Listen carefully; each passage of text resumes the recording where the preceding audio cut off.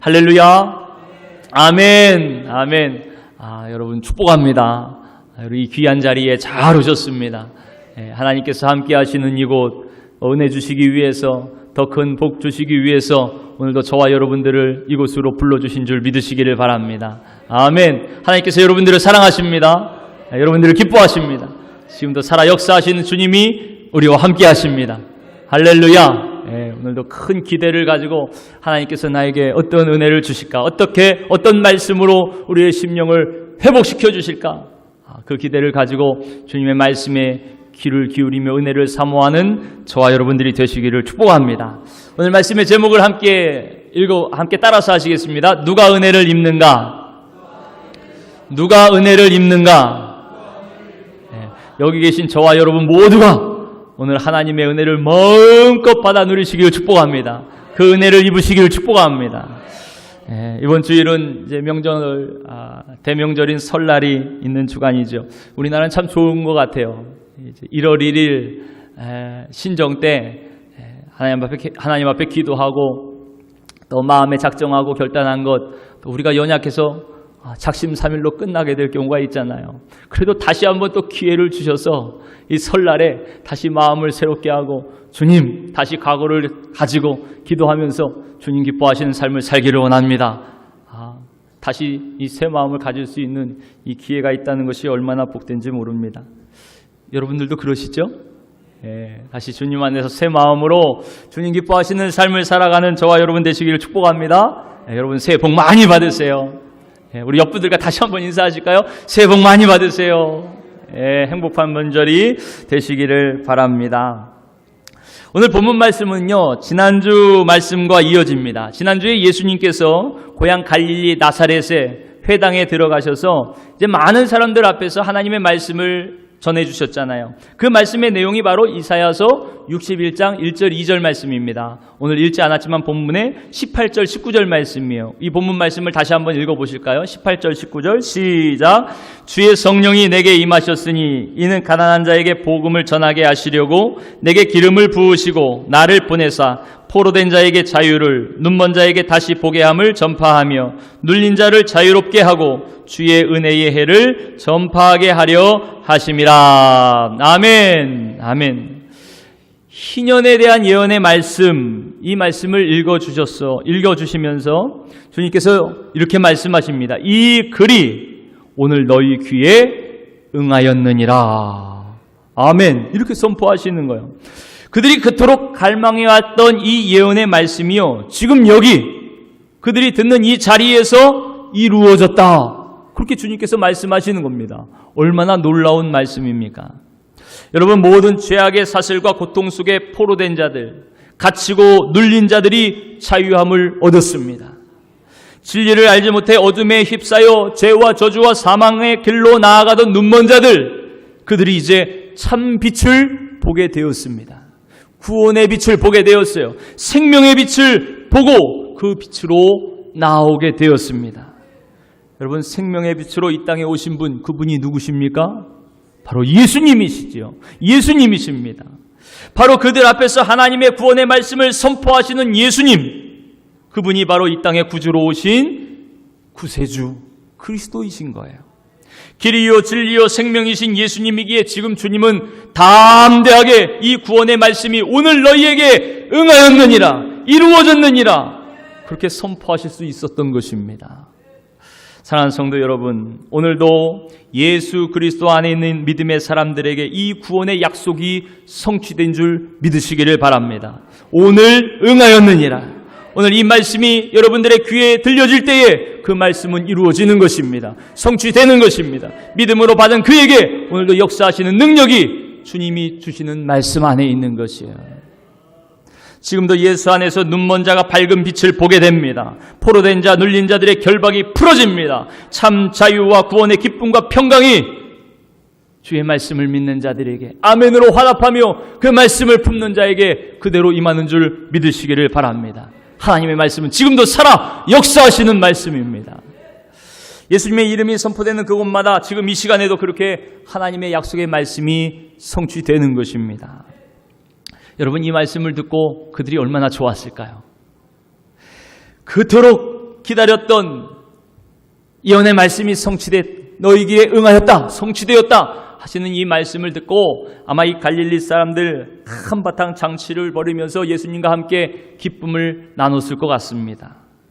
할아버지부터 어린애들까지 정말 영육의 빈곤함에 시달려 눌려 살던 그들이요, 드디어 이 어둠에서 해방되고 자유를 얻는 거 아닙니까?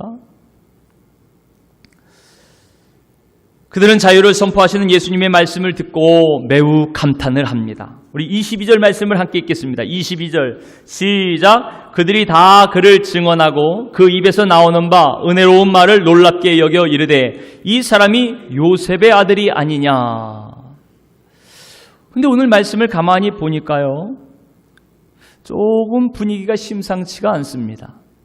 오늘 이 22절 말씀을 공동성경 번역에는 이렇게 기록하고 있어요. 사람들은 모두 예수를 칭찬하였고 그가 하시는 은총의 말씀에 탐복하며 저 사람은 요셉의 아들이 아닌가 하고 수군거렸다. 좀 이상하죠?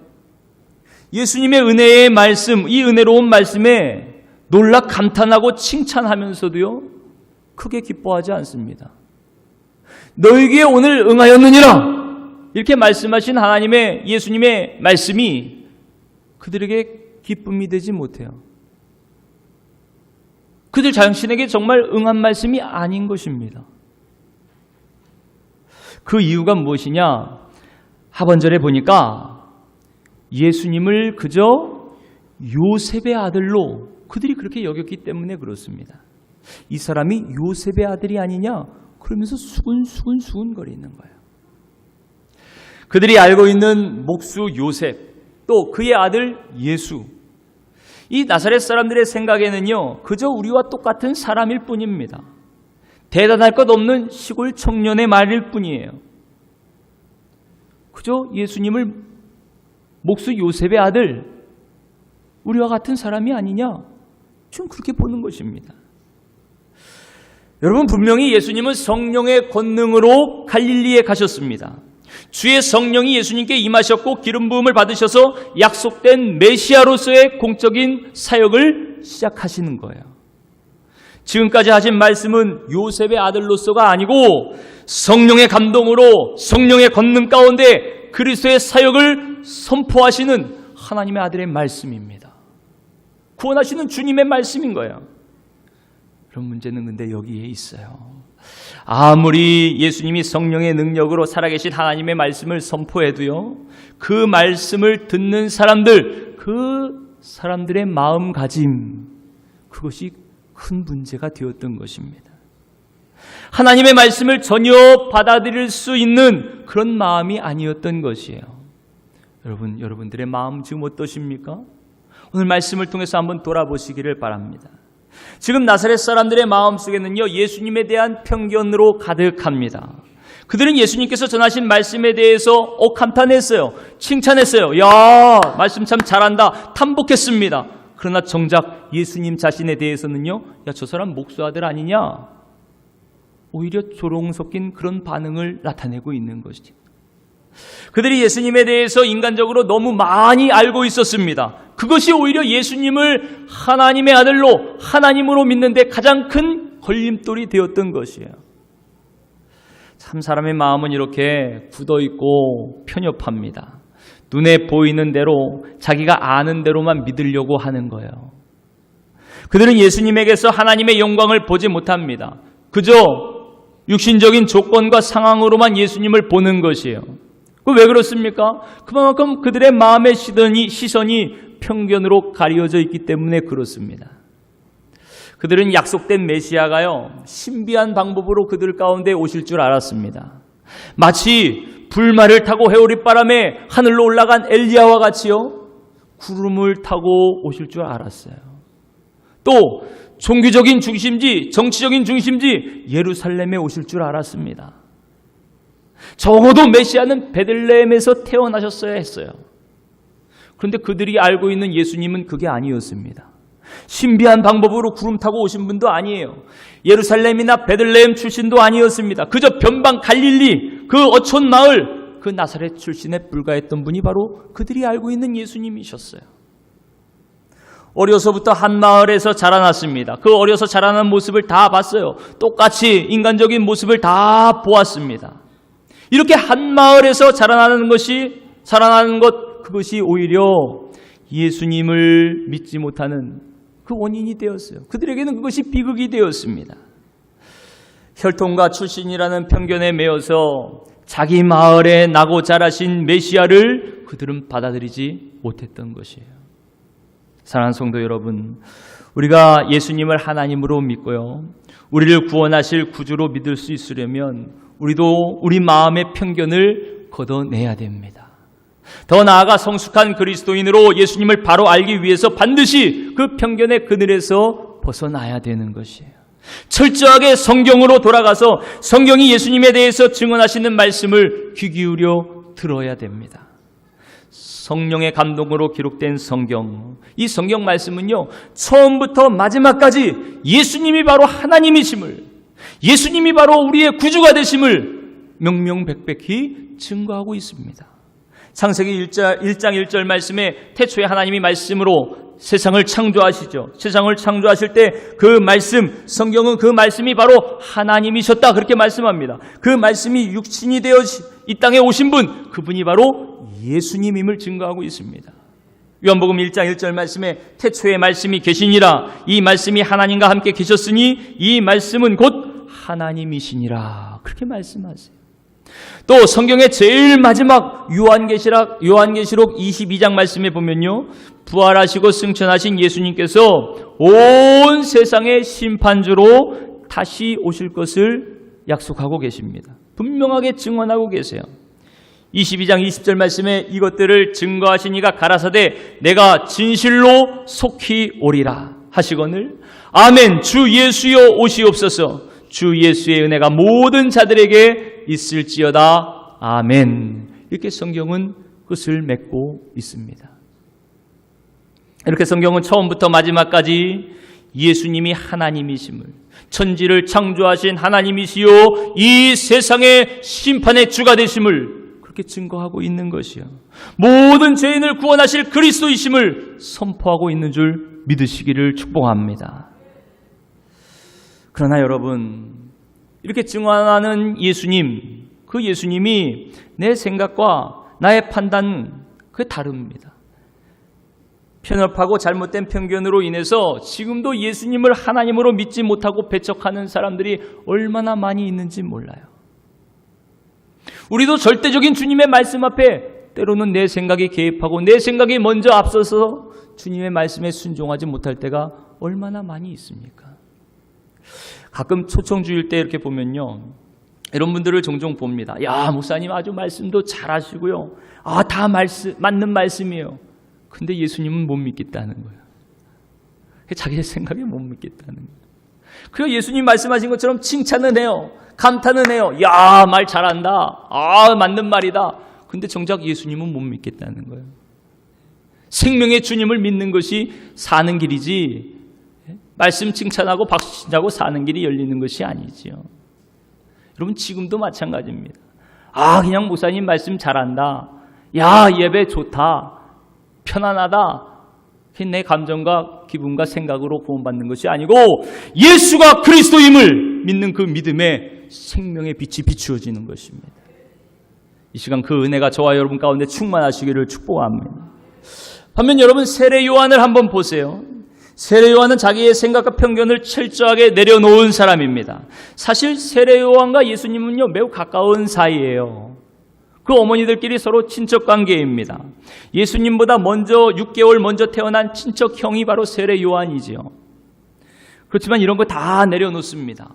그리고 오직 예언된 성경 말씀, 또 성령님께서 그때 알려주시는 성령님의 깨닫게 하심, 그렇게 성령님 의지에서 세례 요한은 예수님을 알았습니다.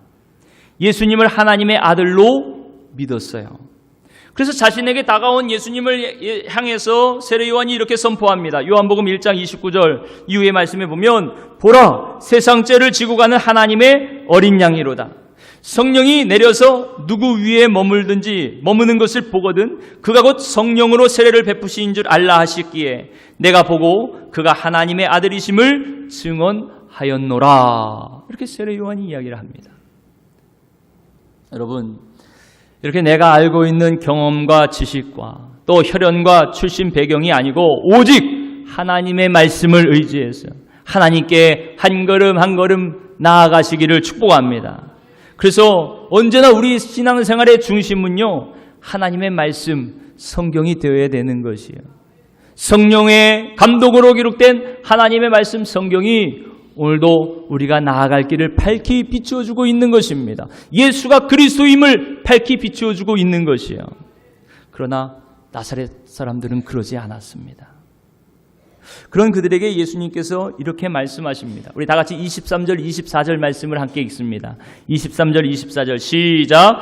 예수께서 그들에게 이르시되 너희가 반드시 의사야 너 자신을 고치라 하는 속담을 인용하여 내게 말하기를 우리가 들은 바 가버나움에서 행한 일을 내 고향 여기서도 행하라 하리라. 또 이르시되 내가 진실로 너희에게 이르노니 선지자가 고향에서는 환영을 받는 자가 없느니라. 참 안타까운 말씀이죠. 의사야 너 자신을 고치라. 이 말은 당시에 유행했던 속담입니다. 남을 돕겠다고 하는 사람은요, 먼저 자기 자신을 돕는 것이 마땅하다, 이런 의미를 가지고 있는 것이에요. 그러니까 의사가 남을 고치면서 자기를 고치지 못하면 어떻게 하겠어요?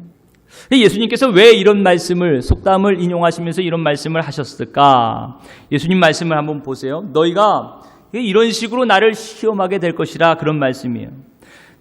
예수님이 갈릴리 가나에서 행하신 그런 기적들, 가버나움에서 병자를 고치시고 행하신 그 놀라운 기적들을 너희가 지금 우리 앞에서도 여기서도 보여주면 그럼 너를 메시아로 인정하겠다. 내가 믿겠다. 그러니까 여기서 한번 기적을 행해봐라. 그렇게 갈릴리 사람들이 예수님을 시험한다는 것이에요. 먼저 우리 앞에서 자신을 증명해봐라. 네가 정말 메시아임을 한번 증명해봐라. 그렇게 요구한다는 것입니다.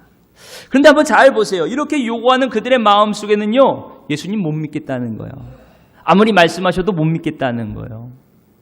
내가 직접 봐야 믿든지 말든지 하지, 네가 아무리 하나님의 말씀 그렇게 뛰어나게 얘기를 해도 못 믿겠다는 불신앙이 마음에 자리 잡고 있는 것입니다.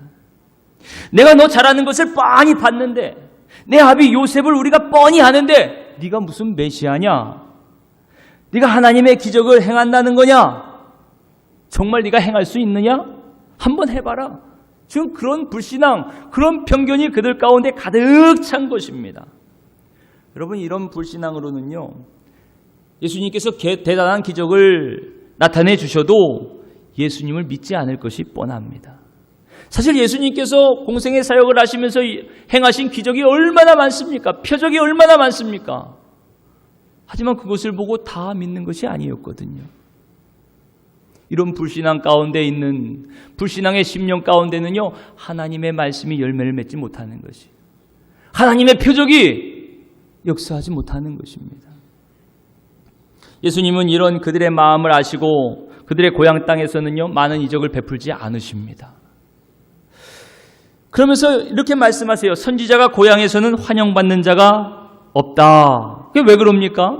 그게 어려서부터 인간적인 모습을 다 보았기 때문에 그렇습니다. 그것이 그들의 편견이 되고 선입견으로 고착되어 있기 때문에 그런 것이에요. 하나님의 말씀, 그 살아있는 생명의 말씀, 그 말씀을 그대로 받지 않고 그들이 알고 있는 편견을 가지고, 선입견을 가지고 그 말씀을 들으니까요, 고향에서 말씀하는 선지자들을 그들이 환영하지 못하는 것입니다. 예수님과 한 고향에서 살았다는 것 때문에요, 그들이 구세주 예수님, 그 메시아를 환영하지 못한다는 그런 말씀인 거예요. 그러면서 그들에게 두 가지 예를 들어주십니다. 하나는 엘리야 때의 한 과부 이야기죠. 여러분 잘 아시는 대로 엘리야 시대에 이스라엘이 우상숭배로 가득합니다. 하나님께서 3년 반 동안 이스라엘 땅에 비를 내리지 않으세요. 그러니까 농산물, 작물이며 다 기근에 말라 죽죠. 큰 흉년이 찾아옵니다. 사람이 살만한 상황이 못 답니다. 게다가 뚜렷한 생계 대책을 마련하지 못하는 과부들, 그들은 더 큰 어려움에 처하게 되는 것이에요. 굶주림에 허덕일 수밖에 없습니다. 근데 엘리야가요, 지금 이스라엘 땅에 많은 과부들이 있고 그들도 굶주림에 허덕이고 있는데 그 과부들은 다 버려두고 저 시돈 지방의 작은 마을 이 사렙다라는 곳에 가서 한 과부의 집을 찾아갑니다. 그리고 그 과부를 먹여 살립니다. 마지막 남은 기름과 밀가루 반죽을 먹고 이제 아들과 함께 죽으려고 했던 그 과부였어요. 그런데 엘리야를 통해서 그 기름병에 기름이 마르지 않고 그 밀가루 통에 밀가루가 마르지 않는 기적을 통해서 그 오랜 가뭄을 넉넉하게 견딜 수 있도록 그렇게 엘리야가 기적을 행해 줬어요. 이 일을 하신 분이 하나님이시죠. 하나님께서 엘리야를 그 사르밧 과부의 집에 보내셨습니다. 왜 그러셨을까요? 여러분, 이스라엘 백성들은요, 그 극심한 고통 속에서도 하나님을 찾지 않았습니다. 가난한 마음으로 은혜를 구하지 않았어요. 하나님의 도우심과 은혜에 갈급해하지 않았습니다. 마실 물은 간절히 원했지만 하나님의 말씀을 간절히 원하지 않았어요. 말씀을 받을 만한 믿음도 그들에게는 없었습니다. 그러나 이 이방 여인은 그렇지 않았어요. 이스라엘에서 온 선지자에게 자기 아들과 마지막으로 먹을 그 밀가루 한 줌을 포기하면서 다 내어주었습니다. 그렇게 자기를 핍박하고 미워하는 이스라엘 사람들 아닙니까? 이스라엘 사람들은 이방인들에 대하면 벌레 취급하거든요. 상종도 하지 않거든요. 근데 그런 자신의 생각들을 다 내려놓고 자기를 그렇게 무시하고 손가락질했던 그 유대의 선지자를 환영하고 받았습니다. 자기가 먹을 것 그 한 줌을 내려놓고 선지자에게 먼저 대접을 합니다. 그렇게 하나님의 말씀에 순종했어요. 아무 편견 없이 하나님을 믿음으로 하나님의 은혜를 구했습니다. 성도 여러분, 왜 예수님이 지금 나사렛 사람들에게 이 말씀을 하시는 겁니까? 지금 육신적인 혈통과 인간적인 지식으로 편견에 사로잡혀 있는 이 이스라엘 백성들이, 그래서 예수님을 믿지 못하는 그들이에요. 너희들에게 이 약속된 구원의 은혜를 허락하지 않겠다는 말씀입니다. 너희는 억눌림과 포로됨에서 자유할 자격이 없다는 것이요, 멀어버린 눈을 뜰 자격도 없다는 것입니다. 왜 그렇습니까? 그들의 잘못된 편견이 예수님을 순수하게 믿지 못하게 하기 때문에 그렇습니다.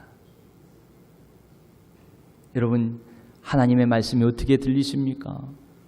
여러분에게 예수 그리스도 그분은 누구십니까? 하나님 말씀대로, 성경이 주시는 말씀대로 그렇게 예수님을 믿으십니까?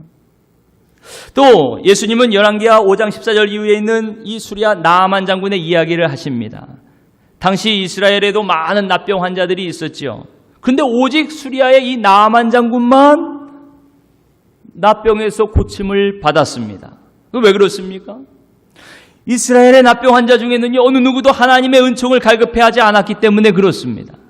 하나님을 믿고 자비하신 하나님의 은혜를 구하는 자가 없었기 때문이에요. 그들은 하나님의 말씀을 사모하며 들으려 하지 않았습니다. 자신의 굳은 마음이 변화되기를 바라지도 않았습니다.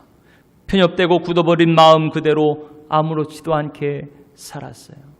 오히려 하나님보다 우상을 찾으며 점점 우상 숭배의 길로 나아가던 그 당시 그 모습이 바로 이스라엘의 모습이었습니다. 그러나 나아만은 어떠했습니까? 그가 많은 말과 병거에다 선물을 가지고 엘리사를 찾아왔습니다. 그때 엘리사는 그를 만나주지도 않았어요. 그저 저 요단강에, 더러운 요단강입니다. 그 요단강에 가서 몸을 7번 담그라. 그리고 돌아가라. 그렇게 문전박대했습니다. 왕의 신임을 받는 일국의 장군입니다. 그 장군을 이렇게 하대해도 되는 겁니까? 왕의 편지, 왕의 조서를 써가지고 온 장군이에요. 처음에는 나아만도 화를 내고 그냥 돌아가려고 그럽니다. 야, 우리나라에는 이거보다 더 크고 더 깨끗한 강이 없는지 아냐? 거기서 몸을 담그면 더 잘났겠다. 그것도 그의 생각, 편견이죠. 그 처음엔 돌아가려고 그래요. 그러나 중요한 것은 그게 아닙니다. 지금 나아만 장군은요, 장군으로 여기 온 게 아니에요. 대사로 여기 온 것이 아닙니다. 그저 납병 환자로 온 것이에요. 더구나 종들이 이렇게 이야기합니다. 만일 선지자가 더 어려운 일을 시키셨더라도 병이 낫는다고 하면 못하실 일이 뭐가 있습니까? 하물며 지금 강물에 가서 몸을 씻으면 납병이 낫는다고 그렇게 말하는데 그것 좀 못할 까닭이 어디 있습니까? 결국 나아만 장군은요, 하나님의 사람 엘리사의 말대로 요단강에 7번 몸을 담급니다. 그리고 성경은 그가 어떻게 되었는지 이렇게 말씀합니다. 열왕기하 5장 14절 말씀에 나아만이 이에 내려가서 하나님의 사람의 말대로 요단강에 7번 몸을 잠그니 그의 살이 어린아이의 살같이 회복되어 깨끗하게 되었더라. 아멘. 아멘. 사랑하는 성도 여러분, 하나님의 은혜는 누가 받습니까? 누가 은혜를 입습니까? 바로 은혜를 사모하는 사람이 받습니다. 마음으로 믿고 구하는 사람이 받는 것이요, 믿고 순종하는 사람이 받습니다.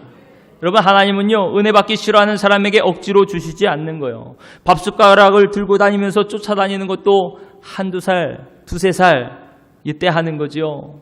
자기 고집과 편견으로 끝까지 거부하면요, 결국 그 밥은 다른 아이에게 그렇게 쥐어지는 것입니다.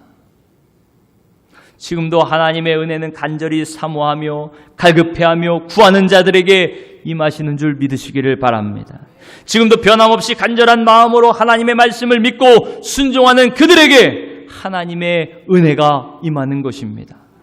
저와 여러분들이 오늘 말씀을 통해서 나의 모든 잘못된 생각과 편견, 굳은 마음, 이 모든 것을 다 던져버리고 더욱 간절히 겸손한 마음으로 주님의 은혜를 사모하시길 바랍니다. 나에게 주신 하나님의 말씀을 그대로 믿고 순종하며 나아가는 복된 성도들이 다 되시기를 주님의 이름으로 축복합니다. 여러분, 오늘 본문 말씀의 마지막을 한번 보세요. 이렇게까지 예수님께서 경고를 하셨습니다. 그 경고를 들은 이 나사렛 사람들이 어떻게 됐을까요? 회개하고 주님을 영접했을까요? 아니면 더욱 강팍해졌을까요? 29절 말씀에 보니까 예수님의 이 말씀을 듣고는요, 크게 화를 냅니다. 크게 화가 나서 오히려 예수님을 동네 낭떠러지까지 끌고 가서요, 거기 밀어 떨어뜨려 죽이려 하는 것이에요. 회개하고 용서를 구하며 은혜를 사모하기보다는요, 더욱 마음이 강팍해져서 아예 예수님을 죽이려고 하는 겁니다. 그러나 예수님 보니까 그 죽음의 위협 속에서도 오히려 당당하게 자신의 길을 가십니다. 아무렇지도 않게 담대히 그 가운데로 지나가시는 거예요. 사랑하는 성도 여러분, 지금 이 시간 우리 마음속에 있는 이 강팍한 마음, 굳은 마음, 삐뚤어지고 어그러진 마음, 이 세상의 헛된 것, 비진리에 이 썩어질 헛된 것에 사로잡혀 있는 이런 마음들을 다 십자가 밑에 벗어 던지시기를 축복합니다.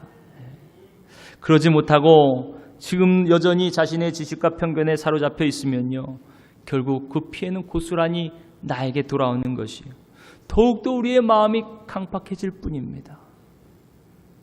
성도 여러분, 주님은 오늘도 당당하게 구원의 역사를 이루어 가십니다. 담대히 하나님의 약속의 말씀대로 성취하십니다. 오늘도 우리에게 오늘 너희 귀에 응하였느니라 말씀하시는 거예요. 그 말씀을 겸손히 믿음으로 받으시기를 축복합니다. 하나님의 구원에 동참하는 자는 바로 그런 자들입니다. 약속의 말씀에 참여하는 자 누구입니까? 바로 겸손히 자신을 내려놓고 하나님의 말씀에 순종하는 자입니다. 겸손히 하나님의 은혜를 사모하며 자기를 버리고 성령님이 이끄시는 대로 순종하는 자예요.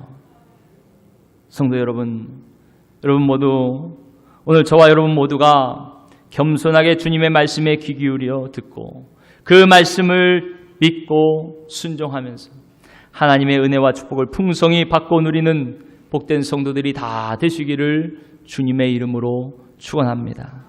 주님은 오늘도 우리에게 반드시 이루실 하나님의 말씀을 선포하십니다.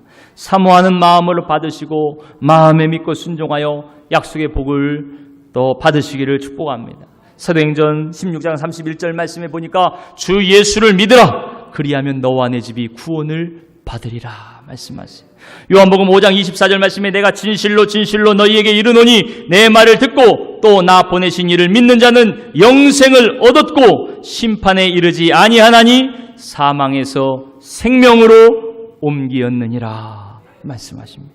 요한복음 4장 13절 14절 말씀에 예수께서 대답하여 가라사대 내가 주는 물을 마시는 자는 영원히 목마르지 아니하리니 나의 주는 물은 그 속에서 영생하도록 솟아나는 샘물이 되리라. 아멘.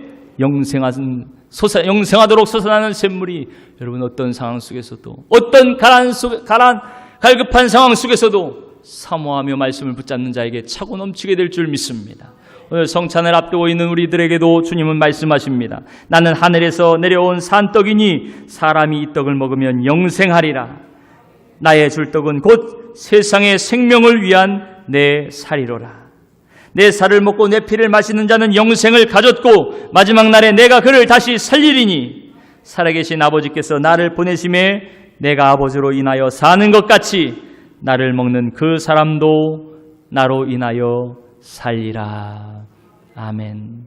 오늘 우리에게 주시는 이 말씀을 붙잡고 겸손히 성찬에 참여하는 저와 여러분 모두에게 하나님의 풍성한 은혜가 함께 하시기를 축복합니다.